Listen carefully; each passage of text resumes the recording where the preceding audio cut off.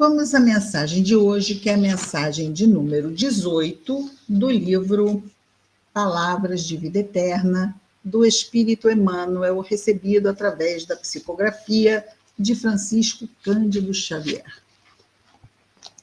E o título da mensagem 18 é Atitudes Essenciais. E vai nos trazer aqui, Emmanuel, um versículo da narrativa do evangelista Lucas, no capítulo 15, no versículo 27, quando Jesus diz-nos uma orientação, passa-nos uma orientação que nós estudamos aqui há pouquíssimas semanas. Então, nós temos que os evangelistas, muitas vezes, vão repetir lições dos seus colegas evangelistas.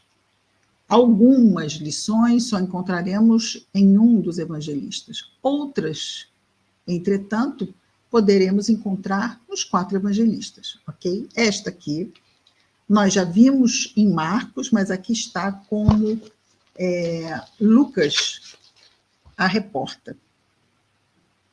Diz Jesus: qualquer um que não tomar a sua cruz e vier após mim, não pode ser meu discípulo. Então, aqueles critérios para sermos discípulos de Jesus. E ele vai dizer que não seremos seus discípulos se não tomarmos a nossa cruz e não formos após ele. Então, podemos dizer que é preciso tomar a cruz e ir após Jesus. Não ao lado, não à frente, após, atrás. Comenta então Emmanuel sobre o versículo. Nesse passo do Novo Testamento, ou seja, nesse momento, encontramos a verdadeira fórmula para o ingresso ao sublime discipulado.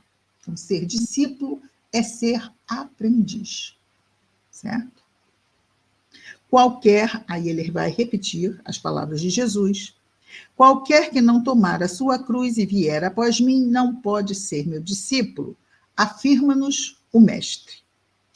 2 atitudes fundamentais recomenda-nos o eterno benfeitor ser, porque esse ser vai nos dizer que nós podemos escolher, seguir ou não seguir, sermos discípulos ou não.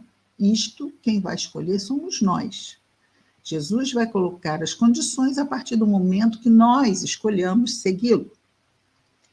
Se, diz Emmanuel, nos propomos a desfrutar-lhe a intimidade. Primeiro, tomar a cruz redentora de nossos deveres e, segundo, seguir-lhe os passos. Então, vejamos, esses 2 critérios não é um ou outro. Esses 2 critérios vão ser necessários ambos, daí a partícula e, certo? Porque tem e, tem o ou e o e ou. Esse é só e. Temos que, então, ter os 2. Que repetiremos: tomar a nossa cruz redentora, a cruz dos nossos deveres, e seguirmos-lhe os passos. Ai, mas os passos de Jesus nos exige. Jesus não exige nada. Ele nos orienta. Manda quem pode. Obedece quem tem juízo. Ah, mas é difícil. É difícil assim como é difícil subir um monte. Não é? Subir é sempre difícil, descer é fácil. Né? Continuando, Emmanuel diz assim: muitos acreditam receber nos ombros o madeiro das próprias obrigações, mas fogem ao caminho do Cristo. E muitos pretendem percorrer o caminho do Cristo, mas recusam o madeiro das obrigações que lhes cabem. Então, nenhum nem outro vai dar certo isto, não é? Porque um diz assim: sim, eu sou uma pessoa que eu assumo as minhas obrigações. Eu assumo as minhas obrigações, mas muitas vezes fico agressivo, eu aceito, mas vivo reclamando, vivo cobrando dos outros coisas que simplesmente refletem, muitas vezes, a minha insatisfação de eu estar vivendo as dificuldades que estou vivendo. E é isso que ele vai dizer, que muitos recebem nos ombros o madeiro das obrigações, mas fogem ao caminho do Cristo. Então, o caminho do Cristo é o caminho da compreensão, é o caminho do entendimento e é o caminho do não murmurar sobre as lutas que nos surgem. Por quê? Porque são lutas que não são castigos por alguma intempestividade do Criador. São necessidades reencarnatórias valiosas para o nosso crescimento. Não são aleatórias, elas vêm à medida para cada um de nós. São extremamente valiosas. Ah, mas eu não entendo por que eu estou passando por isso. Não precisamos entender para saber que é justo, porque Deus assim permitiu que acontecesse. E aí, além de ser justo, ainda vem permeado de misericórdia. Então, muitas vezes, aquilo que estamos passando ainda está vindo na versão menos dura do que realmente seria se a misericórdia não estivesse par a passo com a justiça. Então, isso vai nos ajudar a não murmurarmos mais e nos queixarmos mais diante dos nossos desafios reencarnatórios, não é? E aí ele vai falar dos outros, né? Vamos ver, porque ele traz um parágrafo só para os primeiros. Os primeiros dizem aceitar o sofrimento, todavia, andam agressivos e infelizes, espalhando desânimo e azedume por onde passam. Os segundos, que são aqueles que recusam o madeiro das obrigações que lhes cabem, mas dizem querer percorrer o caminho do Cristo. Complica. E sobre eles, diz-nos Emmanuel, os segundos creem respirar na senda do Cristo, ou seja, no caminho do Cristo, mas abominam a responsabilidade e o serviço aos semelhantes, detendo-se no escárnio e na leviandade, embora saibam interpretar as lições do Evangelho, apregoando-as com argumentos enternecedores. E isso é interessante, quando ele diz aqui, detendo-se no escárnio e na leviandade. Ou seja, não valorizando, estão ali, falam coisas boas, mas não seguem as coisas boas que o Cristo nos diz. Se estivermos invigilantes, e Jesus diz que vigilância e oração são os antídotos contra as quedas, vamos dizer assim, porque se estivermos atentos ao chão que pisamos, não vamos pisar na casca de banana que está ali no meio do caminho.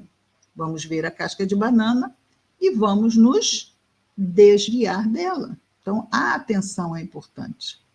E muitas vezes estamos atentos e dizemos assim, eu não vou conseguir, o que está acontecendo comigo é insuportável. E aí ele fala sobre a prece. Existe um salmo que nos lembra que tudo posso. Lembram disso? Tudo posso naquele que me fortalece. Mas ora, como é que Deus me fortalece? É através da ligação que eu abro em minha alma com Ele, não é? Então, fazemos essa ligação, e essa ligação como que nos traz, sabe aquele helicóptero, quando a pessoa está segurando num penhasco, né? Aquele helicóptero com uma corda? Essa é a prece. Podemos cair a qualquer momento, mas fazemos a prece, vem o helicóptero, a ação dos amigos espirituais e lançam a corda. É importante que estejamos atentos para quê? Para pegar na corda e não ficarmos lá simplesmente fazendo prece e que ninguém nos escuta. Está lá a corda, mas a gente tem que pegar. Por quê? Porque eles vão nos inspirar. E o que eles vão nos inspirar? A revolta? Vão nos inspirar o desespero? Porque estamos sofrendo. Eles vão nos inspirar a calma. Eles vão nos inspirar a fé. Eles vão nos inspirar ao bom ânimo. e vão nos inspirar a que continuemos atentos à prece e a nós mesmos, porque nós trazemos conosco muitos condicionamentos que, se não desacelerarmos neste processo de atenção conosco mesmo, podemos acabar agindo por impulso, automaticamente. E aí quem vai responder? Os nossos condicionamentos. Então precisamos estar atentos, porque trazemos muitos. De não levar desaforo para casa, de não ser tolerante com a incompreensão do outro. Isso assim, mas como é que você sabe? Porque eu olho o planeta que eu habito e digo assim, caramba, é um mundo de provas e expiações, não é um mundo feliz.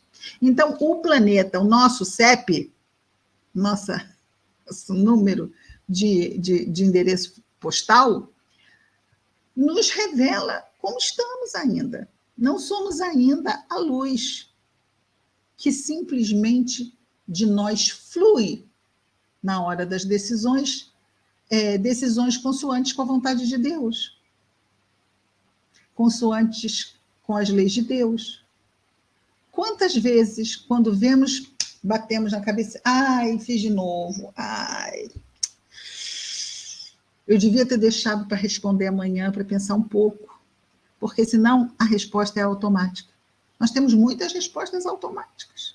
Sabe quando a gente fica, alguma coisa acontece e nós ficamos meio que impactados e não respondemos? Aí vamos para casa. Aí a gente lembra de um montão de respostas maravilhosas que a gente podia ter dado para o outro, que ia derrubar o outro, fazer o outro virar assim, cinza, na mesma hora. Às vezes até o meu sonho da guarda faz assim, congela. Está congelado, mexe, não mexe, deixa para pensar na resposta depois. Porque pelo menos a gente fica assim, da próxima vez que eu encontrar, eu vou falar isso. Mas da próxima vez eu já... Não vale a pena. Não vale a pena nós nos desestabilizarmos, nós nos desequilibrarmos, porque o outro se desequilibrou ao tratarmos, ou ao falar conosco. Não vale a pena. Então, em vez de nós buscarmos nos fortalecer, nós vamos até onde ele está, lá embaixo. Ele não está bem e nós vamos estar o quê? Mal também, né? Não vale a pena.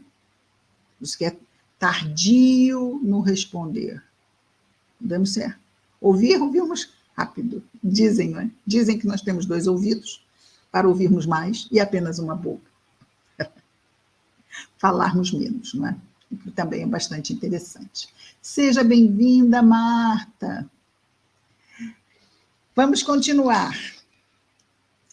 Passando agora para, ainda na mensagem, vamos continuar aqui ouvindo o nosso Emmanuel, comentando as palavras de Jesus. Então, vamos lá, ele falou de dois tipos de pessoa, não é? Aquele que não segue o Cristo, mas aceita as obrigações, e aí vira um peso para ele mesmo e para quem vive com ele. E aquele que não aceita as obrigações, que conhece, diz querer seguir o Cristo, também não vai dar certo. Então, Emmanuel diz, uns se agarram à lamentação e ao desperdício das horas, porque sim, é uma perda de tempo, não é? Nós ficarmos reclamando, porque reclamar não vai fazer as nossas dificuldades virarem fumaça, não vai. Então, vamos ter 2 problemas, as dificuldades continuam ali, os desafios continuam ali, só que eu estou encharcado, intoxicado de desânimo. Isto vai me atrapalhar. Então, eu tinha um problema e posso passar a ter 2 com a minha atitude, não é? E ele diz, outros se cristalizam na ironia. São aqueles que dizem seguir o Cristo, mas não fazem o que dizem. Dizem seguir o Cristo, mas não fazem escolhas que mostram que realmente seguem o Cristo. Então, outros se cristalizam na ironia. Por quê? Porque é uma... como se diz aquela pessoa que... hipócrita, não é isso? Essa ironia do hipócrita. E na ociosidade, porque fala, mas não faz. Então, isso, a ociosidade, quem não faz. Menosprezando os dons da vida. Então, essa ociosidade que não opera e que não realiza. Icleia, seja bem-vinda. Cris, aprendi com você, diz a Martinha. Cris, aprendi com você e os amigos do Lar Espírita Servos de Maria a força da prece. E nós aprendemos de outros tantos amigos. Né? Estamos sempre aprendendo uns com os outros, o que é maravilhoso, não é, Marta? Sempre, sempre aprendendo uns com os outros. Ana Vanessa, seja bem-vinda. Boa tarde. Continuando. Não nos esqueçamos assim, diz Emmanuel, de que é preciso abraçar a cruz das provas indispensáveis à nossa redenção e burilamento com amor e alegria. Vejamos, não é aquela alegria, excitação. Uhul! Não. É aquela alegria de júbilo, porque alegria não quer dizer apenas excitação, empolgação. Alegria dentro da linguagem cristã, é essa alegria de júbilo, porque se Deus nos confiou uma prova mais difícil, é porque confia em nós que nós conseguiremos dar conta disso. Voltando aqui só ler rapidamente, não nos esqueçamos de que é preciso abraçar a cruz das provas indispensáveis à nossa redenção e burilamento com amor e alegria, e aí falamos do júbilo, marchando no espaço e no tempo com verdadeiro espírito cristão, lembrando lá dos nossos primeiros cristãos, não é? E hoje em dia não temos que enfrentar um circo romano, de trabalho infatigável no bem, se aspiramos a alcançar a comunhão com o Divino Mestre. E aí vem esta frase: não vale apenas sofrer, é preciso aproveitar o sofrimento. Nem basta somente crer e mostrar o roteiro da fé. É imprescindível viver cada dia segundo a fé salvadora que nos orienta o caminho. Então, nós estamos entrando em contato com um conhecimento que é salvador, que nos salva de nós mesmos, das nossas sombras, dos nossos eu não vou conseguir, eu não tenho condições, esse é muito, muito pesado para eu poder levar adiante. Todos esses são pensamentos envenenados, que vão nos intoxicar e podem nos fazer cair. Nós falamos aqui da vigilância e da prece. E se nós estivermos assim intoxicados, a nossa vigilância, quem é que vai conseguir, assim, totalmente desorientado, desbaratinado, estar vigilante para o caminho que percorre? Não, vai estar ali andando a esmo e vai tropeçar e vai cair, porque não está atento. Está muito preocupado com o problema e não está atento na solução. Às vezes andamos às voltas com os nossos problemas, ao invés de caminharmos na direção da solução dos nossos problemas. Porque o problema já está aí. Não adianta eu dizer, mas eu não aceito o problema, mas eu não entendo o problema. Isso é andar às voltas com o problema e não trabalhar a sua superação. Eu não estou entendendo o problema, não preciso entender. Como, por exemplo, se nós, ou alguém conhecido, ou mesmo soubermos de alguma fonte, que alguém descobriu que tem uma doença, um câncer de pulmão. Esse exemplo é muito interessante, porque a primeira coisa que a gente pensa, fumou muito. A pessoa nunca fumou na vida. E ela pode dizer assim, mas eu não entendo, como é que eu posso ter um câncer desse tipo? Eu nunca fumei. Bom, ela não entender, isso vai fazer com que ela adie a quimioterapia que ela tem que... Ela não entendeu, mas o médico diz assim, olha, só não entendeu, mas a sua quimioterapia começa segunda-feira. Então, entender não nos impede de nós partirmos para o tratamento do nosso problema, seja que tipo de tratamento for. Porque um problema só será superado se o tratarmos, se cuidarmos dele, se nos dedicarmos a superá-lo.